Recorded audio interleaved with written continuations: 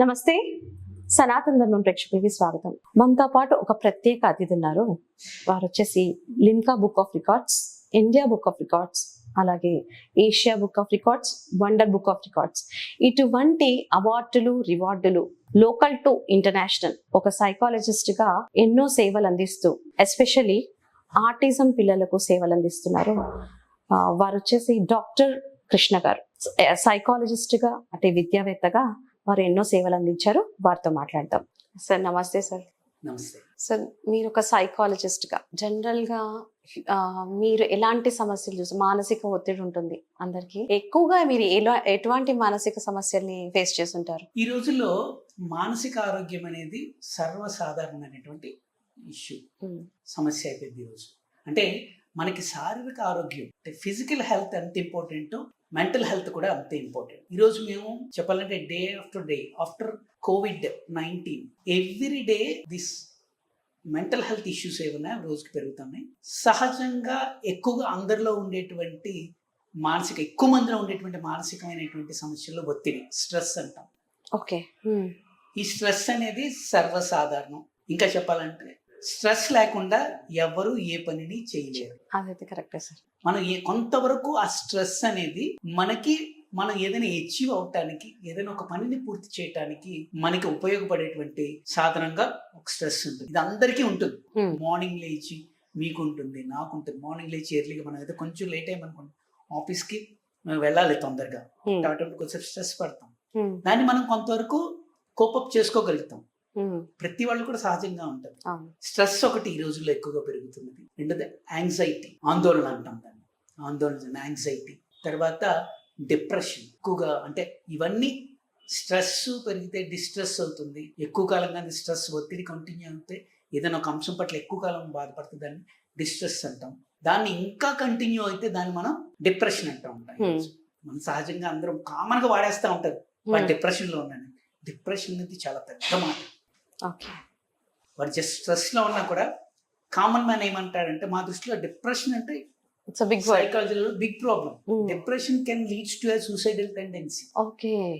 ఎక్కువ కాలం డిప్రెషన్ కానీ కొనసాగి, ఇలాంటి సమస్యల నుంచి మనం బయటపడొచ్చా? దేన్నైనా మనం ముందుగా గుర్తిస్తే ఇవన్నీ కూడా anxiety, depression are self confidence లేకపోవటం, కాన్ఫిడెన్స్ లో self confidence, maybe because of లో ఎస్టీమ్, సెల్ఫ్ ఎస్టీమ్, వీటి వల్ల ఇవి సహజంగా ఉండేటువంటి మేము ఈరోజు చూస్తున్నటువంటి వాటిని ముందుగా గుర్తించినట్లయితే చాలా మంది ఏమనుకుంటారంటే సైకాలజిస్ట్ని కలాలి, లేదా సైక్రాటిస్ట్ని కలాలి, లేదా ఎవరికైనా చెప్పాలి నాకు స్ట్రెస్ ఉందంటే.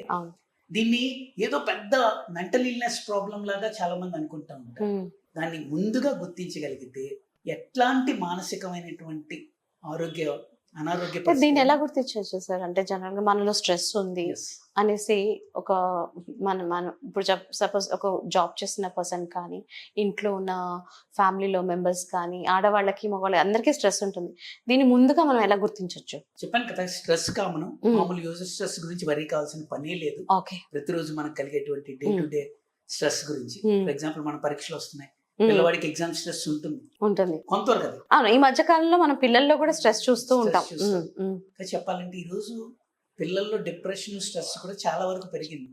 పిల్లల గురించి వాడికే ఉంది పిల్లవాడు అనుకుంటాం, బట్ ఈ రోజు ఉన్నటువంటి పరిస్థితులు, పరీక్షల గురించి, చదువు గురించి, తల్లిదండ్రుల తాలూకా ఆస్పిరేషన్, కాంపిటీషన్, దీంట్లో కూడా మళ్ళీ మనం సోషల్ మీడియా చెప్పుకోవచ్చు. సోషల్ మీడియాలోని వాడు ఇచ్చి తెచ్చివాడు, వీడి తెచ్చివాడు, కంపారిజన్, వీటి వల్ల పిల్లల్లో కూడా స్ట్రెస్ ఉంటుంది. కొంతవరకు స్ట్రెస్ పర్లేదు. మనం ఎనీ మానసికమైనటువంటి ఒత్తిడి ఏదైనా సరే మనకి సహజంగా కనిపించేటువంటిది ఏంటంటే ఓవర్ థింకింగ్. ఒక విషయం గురించి పదే పదే ఆలోచిస్తూ ఉంటాడు. తర్వాత నిద్ర పట్టకపోవటం, ఆకలి లేకపోవటం, ఒంటరిగా గడపాలనుకోవటం, చికాకు, తల్లిదండ్రులు ఏం చెప్పినా చికాకు పడతా ఉంటాడు. లేకపోతే లైఫ్ పార్ట్నర్ ఏం చెప్పినా మానసిక చికాకు పడటం, ప్రతి చిన్న చిన్న విషయాన్ని కూడా రియాక్ట్ అవ్వాల్సిన వాటికంటే ఎక్కువగా రియాక్ట్ అవుతాం. ఇవి సహజంగా ఏ వ్యక్తి అయినా ఒంటరిగా ఎక్కువగా ఉంటున్నాడు, అందరితో మింగిల్ అవ్వట్లేదు, ఖచ్చితంగా ఫ్యామిలీ మెంబర్స్ ఎక్కువ కాలం ఏదో ఒకరోజు ఇష్యూ సంథింగ్ ఏదో ఆఫీస్ లో ఉండి ఒకరోజు రెండు దానికి అనుకోకూడదు, కానీ ఎక్కువ కాలం ఒంటరితనాన్ని కోరుకుంటున్నాడు. ఎక్కువ కాలం నిద్రపోలేకపోతున్నాడు, ఎక్కువ కాలం చిరాకు పడతా ఉన్నాడు, అంటే ఖచ్చితంగా అతనిలోని ఏదో ఒక యాంగ్జైటీ కానీ, స్ట్రెస్ కానీ, డిప్రెషన్ లక్షణాలు కానీ, డిప్రెషన్ అనేది పెద్దదని చెప్పాను కదా, లేకపోతే లో సెల్ఫ్ ఎస్టీమ్ కానీ ఏదో ఒక ఇలాంటి లక్షణం ఏదో ఒకటి ఆ అబ్బాయిలో ఉందనే విషయాన్ని మనం గమనించి పేరెంట్స్ లేకపోతే ఇద్దరు ఫ్యామిలీ మెంబర్స్, కలీగ్స్ అన్నిటికీ సైకాలజిస్ట్ దగ్గర గుర్తించి మనం అతను చెప్పేది వినగలుగుతాం. వింటే ఖచ్చితంగా అంటే మీరు చెప్పింది కరెక్ట్ సార్. చాలా మంది కానీ చెప్పరు, అంటే ఇష్యూస్ చాలా మంది వాళ్ళే అలా ఫీల్ అవుతూ ఉంటారు. అలాంటి వాళ్ళని మనం వాళ్ళని బయటికి ఎలా తీసుకురాగలం? అదే కదా మనం చెప్పాను, అసలు మానసిక ఆరోగ్యానికి సంబంధించిన సమస్యలు ఉన్న వాళ్ళు ఒంటరిగా ఉండడానికి ఎక్కువ ప్రిఫర్ చేస్తారు. అవును, ఒంటరితనాన్ని ఇష్టపడతారు వాళ్ళు. కాబట్టి వాళ్ళు మనం గుర్తించినప్పుడు మనమే స్నేహితులుగా, వాళ్ళ సన్నిహితులుగా వాళ్ళ దగ్గరికి వెళ్ళి వాళ్ళతో మాట్లాడితే తెలుస్తుంది. అది మాట్లాడేటప్పుడు కూడా మనం ఏం చేయాలంటే జడ్జిమెంట్ ఇవ్వకూడదు. ఖచ్చితంగా నువ్వు చేసిన తప్పే, నువ్వు అలాగే ఎందుకు చేసావు అని అనకూడదు. వాడు చెప్పేది వినాలి. ఓకే, ఇంకా అప్పుడు మనం వాడికి ఏం చేయాలని తర్వాత చెప్పాలి. మనం ఇంకా కొనసాగుతూ ఉంది, మనం మాట్లాడుతూ ఉన్నాం, అయినప్పుడు కూడా బయటకు రావద్దంటే ఖచ్చితంగా ఈరోజు సైకాలజిస్ట్ దగ్గర కానీ సైకాట్రిస్ట్ దగ్గరికి వెళ్ళడం కానీ తప్పేమీ కాదు. ఎర్లీగా చాలా మంది ఈరోజు చెప్పాలంటే అంటే చాలా మంది ఫీల్ అవుతారు, మనం ఒక సైకాలజిస్ట్ కి వెళ్తే చుట్టుపక్కల ఏమనుకుంటారు అంటే అనుకుంటూ ఉంటారు, అమ్మో వీడికి ఏదో సైకలాజికల్ ప్రాబ్లం ఉందేమో అని ఫీల్ అవుతూ ఉంటారు.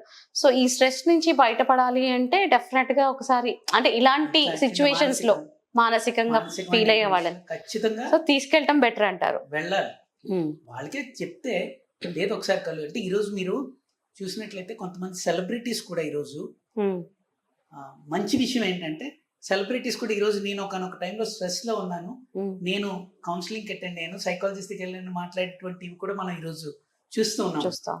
రీల్స్ లో కానీ లేకపోతే యూట్యూబ్ వీడియోస్ లో కానీ చూస్తూ ఉన్నాం. వెళ్ళడం తప్పేం కాదు. ఖచ్చితంగా మనం ఆ సిచ్యువేషన్ నుంచి మనం బయట పడలేం కాబట్టి సో డెఫినెట్లీ ఇటువంటి వాళ్ళకి కౌన్సిలింగ్ అవసరం అంటారు. ఖచ్చితంగా కొన్ని సందర్భాల్లో కౌన్సిలింగ్ ద్వారా చేయాల్సి ఉంటుంది. కొన్ని సందర్భాల్లో కోగ్నిటివ్ బిహేవియర్ థెరపీ కానీ అదర్ బిహేవియర్ థెరపీస్ ఉపయోగించడం ద్వారా మనం వీటి నుంచి బయటపడవచ్చు. ప్రతిదీ మెంటల్ ఇల్నెస్ పాయింట్ ఆఫ్ వ్యూలో చూడాల్సిన అవసరం లేదు. ఎర్లీగా ఐడెంటిఫై చేస్తే ఎట్లాంటి మానసిక సమస్య నుంచి అయినా బయటపడవచ్చు. అంటే ఈరోజు పరీక్షల ఒత్తిడి కావచ్చు, పనిచేసే దగ్గర ఒత్తిడి కావచ్చు, తర్వాత ఆస్పిరేషన్స్, ఈ మనం మొత్తం వేరే వాళ్ళని చూసుకుని కంపేర్ చేసుకుంటాం. ఆ కంపారిజన్ వల్ల వాటి వల్ల అందరూ ఏదో రకంగా ఒత్తిడి కానీ డిప్రెషన్ కానీ క్వైట్ కామన్ అయిపోయింది. నథింగ్ టు వరీ, దాని గురించి వరీ కావాల్సిన పని లేదు. రైట్ టైంలో ఐడెంటిఫై చేయగలిగితే నేను ఒత్తిడికి లోన్ అవుతున్నాను లేదా నేను యాంగ్జైటీ ఎక్కువ పడుతున్నాను అనుకుంటే there are so many self కూడా చేసుకోగలిగినటువంటి చాలా ఉన్నాయి. వ్యాయామం, శారీరక మనకి జనరల్గా 4 రిలీఫ్ టెక్నిక్స్ నేను చెప్తా ఉంటాను సహజంగా. Physical relief, psychological relief, emotional relief and spiritual. Physical relief అంటే మనం ఏదైనా ఫిజికల్ ఎక్సర్సైజ్ చేసుకోవటం, వాకింగ్ కావచ్చు, రన్నింగ్ కావచ్చు, లేకపోతే జిమ్కి వెళ్ళొచ్చు. అంటే చెమట పట్టేంతగా మనం కొద్దిసేపు ఒక 20 నిమిషాల నుంచి 1 అవర్ గురించి చేయగలిగితే మనం చెమట పట్టడం వల్ల ఏమవుతుందంటే మన బ్రెయిన్లో BDNF, బ్రెయిన్ డిరైవ్డ్ న్యూరోట్రాఫిక్ ఫ్యాక్టర్ అనేటువంటి ఒక ప్రోటీన్ లైక్ కెమికల్ రిలీజ్ అవుతుంది. అది కాస్త మనకి కొత్త న్యూరలాజికల్ కనెక్షన్ ఇస్తుంది. మోర్ ఓవర్ మనకి స్ట్రెస్ నుంచి రిలీఫ్ ఇస్తుంది. ఫిజికల్ రిలాక్సేషన్ తర్వాత సైకలాజికల్ రిలాక్సేషన్ అన్నమాట. సైకలాజికల్ రిలాక్సేషన్ అంటే మనం మన ఉద్వేగాల్ని వాటిని మనం కంట్రోల్లో పెట్టుకుని, అంటే ఫర్ ఎగ్జాంపుల్ మన మనసుని ఎప్పుడు కూడా ఆనందంగా ఉంచుకోవటం కోసం అంటే మనం చక్కటి కామెడీ చూడటం, నచ్చిన పాటలు వినటం, నచ్చిన వ్యక్తులతో మాట్లాడటం, ఇవన్నీ కూడా సైకలాజికల్ రిలాక్సేషన్. మనం స్ట్రెస్ ఫీల్ అవుతా ఉన్నాం, కామెడీ చూస్తే ఆటోమేటిక్ గా మనకి సంభ్రమానందం, ఎవరో ఒక అంటే ఇట్లాంటివి మనం ఇట్లా డైవర్ట్ చేసుకోవచ్చు. అట్లా మనం psychological relaxation. Emotional relaxation, positive emotions, ప్రేమ, వాత్సల్యం అని పాజిటివ్ ఎమోషన్స్ అంటాం. పిల్లవాడిని హక్ చేసుకోవటం, వాళ్ళని మనం భార్యాభర్తలు కూర్చుని మాట్లాడుకోవటం, పరస్పరం చేతులు పట్టుకుని మాట్లాడుకోవటం, ఇవన్నీ ఏంటంటే మనకి ఎమోషనల్ రిలాక్సేషన్, పాజిటివ్ ఎమోషన్స్. ఎక్కువ టైం స్పెండ్ చేయడానికి ట్రై చేయాలి. స్ట్రెస్ మనకున్నప్పుడు వాళ్ళతో ఇచ్చాను. అది నెక్స్ట్ మనకు ఉండేటువంటి ఎమోషనల్ రిలాక్సేషన్, తర్వాత స్పిరిచువల్ రిలాక్సేషన్. అంటే మనం ఇంకా ఇవన్నీ అవకాశం లేదు, దగ్గరలో ఉన్నటువంటి టెంపుల్కి వెళ్తాం, రైట్, చర్చ్ లేకపోతే ఏదంటే టెంపుల్కి వెళ్తే ఆటోమేటిక్ మనకు అక్కడ ఒక్కొక్క పాజిటివ్ వైబ్స్ ఉంటాయి. ఓకే, పక్కన పెట్టండి దయ్యం ఉన్నారో లేరో అని రకరకాల వార్తలు ఉంటాయి, కానీ ఈ మీరు చర్చ్కి వెళ్ళినా లేకపోతే టెంపుల్కి వెళ్ళినా మస్జిద్కి వెళ్ళినా ఆటోమేటిక్గా ఒక పాజిటివ్ వైబ్రేషన్. వై? బికాస్ టెంపుల్కి వెళ్ళేటువంటి వాళ్ళు ఎవ్వరు కూడా నేను బాగుండాలి, నా చుట్టూ లోకం బాగుండాలని అడుగుతారేమో కానీ, మ్యాక్సిమం తన గురించి తన స్వార్థంతో అడుగుతారేమో కానీ, సాధారణంగా 1000లో ఒక్కరు కూడా ఉండరు నా పక్కోడు బాగుపడిపోతున్నాడు, వాడు బాగుపడకూడదు, బయట వాడు అంతే ఆడొచ్చు కాక టెంపుల్కి వెళ్ళిన తర్వాత ఖచ్చితంగా వాడు పాజిటివ్ గానే ఉంటాడు. ఇట్లా పాజిటివ్ వైబ్రేషన్స్ వల్ల కూడా మనకి ఒత్తిడి నుంచి, మానసిక ఆందోళన నుంచి కూడా బయటపడేటువంటి అవకాశం ఉంటుంది. కాబట్టి ఈ 4 రిలాక్సేషన్ టెక్నిక్స్ తో మనం మానసికమైనటువంటి యాంగ్జైటీ, స్ట్రెస్ ఇట్లాంటి వాటి నుంచి మనం బయటపడవచ్చు అనమాట. Okay sir, thank you sir, thank you so much. Thank you ma'am.